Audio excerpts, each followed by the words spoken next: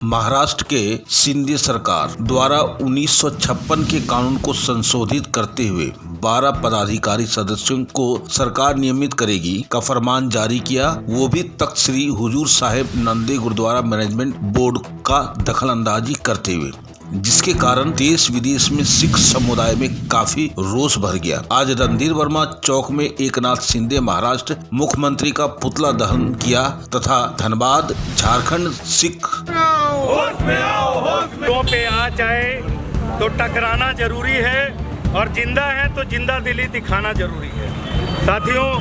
आज बड़े दुख के साथ कहना पड़ रहा है कि महाराष्ट्र की शिंदे आरएसएस भाजपा सरकार के द्वारा जबरन मनमाने तरीके से तख्त श्री हजूर साहिब नंदेड़, जो जहां पर आज तक 1956 का गुरुद्वारा नियंत्रण बोर्ड एक्ट जो है लागू था, उसे संशोधन करते हुए 2024 एक्ट पारित किया, जिसमें सरकार जो सिख नियंत्रण बोर्ड का संचालन सिखों के हाथ में था, उसके अधिकारों को निरस्त करते हुए 12 जो एग्जीक्यूटिव से लेकर मेंबर होंगे वो महाराष्ट्र सरकार नियुक्त करेगा, ऐसा निर्देश जारी किया, जिसके कारण पूरे देश विदेश में सिख समुदाय में बहुत भारी विरोध है और रोष व्याप्त है। सिख समुदाय इस जो निर्गत किया गया पत्र है उसके कारण उद्वेलित है और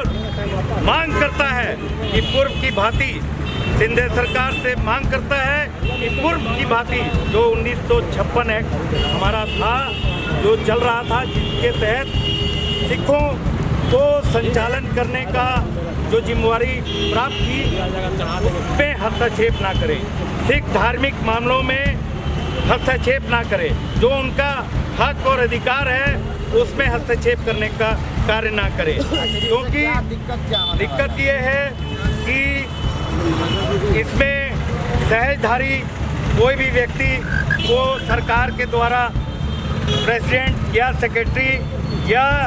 एग्जीक्यूटिव बोर्ड से लेकर मेंबर तक बनाने का प्रावधान है। बीच में हाल के ही दिनों में इन्होंने एक बार प्रयास किया था कि सहजधारी को वहाँ का प्रेसिडेंट बना करके नियुक्त करके भेज करके वहाँ पर प्रेसिडेंट में बैठाने का काम किया था, लेकिन भारी विरोध के बीच उसे उन्होंने वापस लिया और आज पुनः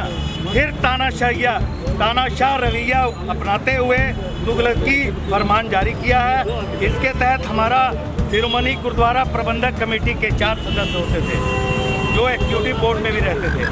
उनकी जगह में इन्होंने 2 लोगों को हटा दिया, 2 एसजीपीसी के ही मेंबर रहेंगे और चीफ खालसा दीवान, चीफ हजूरी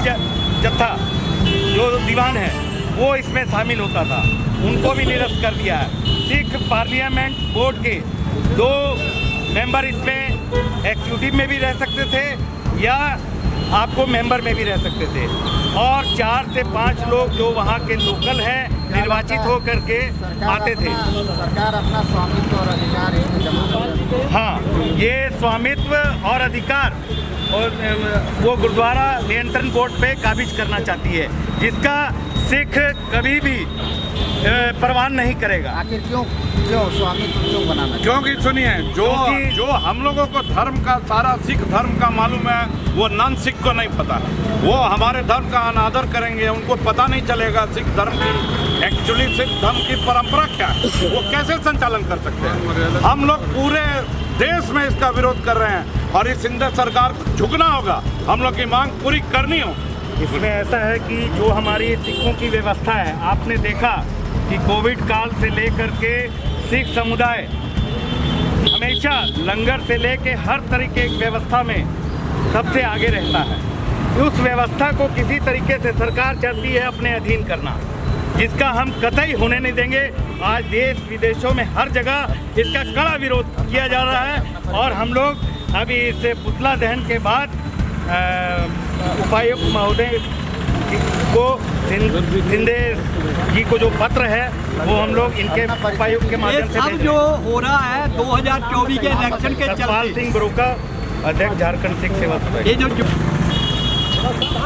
सेवा सोसाइटी के अध्यक्ष सतपाल सिंह बोराक ने कड़ा एतराज जताते हुए कहा कि महाराष्ट्र सरकार की भाजपा एकनाथ शिंदे सरकार की यह कार्रवाई अत्यंत निंदनीय है। मैं निरंजन कृष्णा, कैमरामैन चंदू जी के साथ, और आप देख रहे हैं सब पर नजर।